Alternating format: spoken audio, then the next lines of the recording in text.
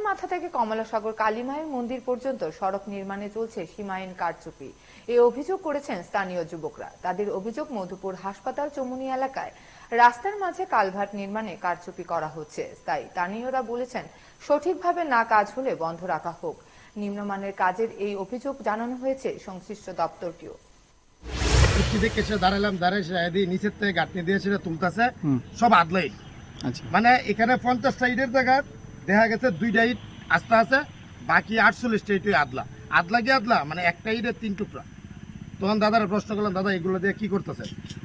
চলে থাকা তো, আরে ইটি কি আপনার ধরা আছে রে?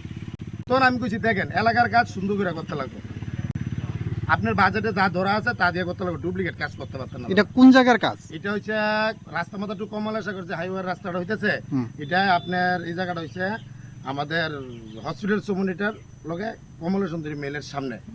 এটা কি হইতাছে? কালভারের থেকে কালভার মানে হচ্ছে এটা কালভারের সাইডের যে ওয়ালটা নিচের থেকে কাটিয়ে তুলতেছে। তারা কইতাছে ইটগুলি নাকি খুব ভালো নাম্বারই। না, এটা তো জনসম্পর্ক সবারই, এলাকাবাসী অনেক আছে, এলাকাবাসী অনেক আছে। ইট একদম ইটের থেকে মনে ত্রিপুরার যার মনে হাই ইট নাই। আচ্ছা, দলীয় রাষ্ট্রের জায়গা। কাজটা কে করতেছে? কন্ট্রাক্টরের নাম কি জানেন? কন্ট্রাক্টরের নাম ডিডি নাকি দাদা আগরতলার।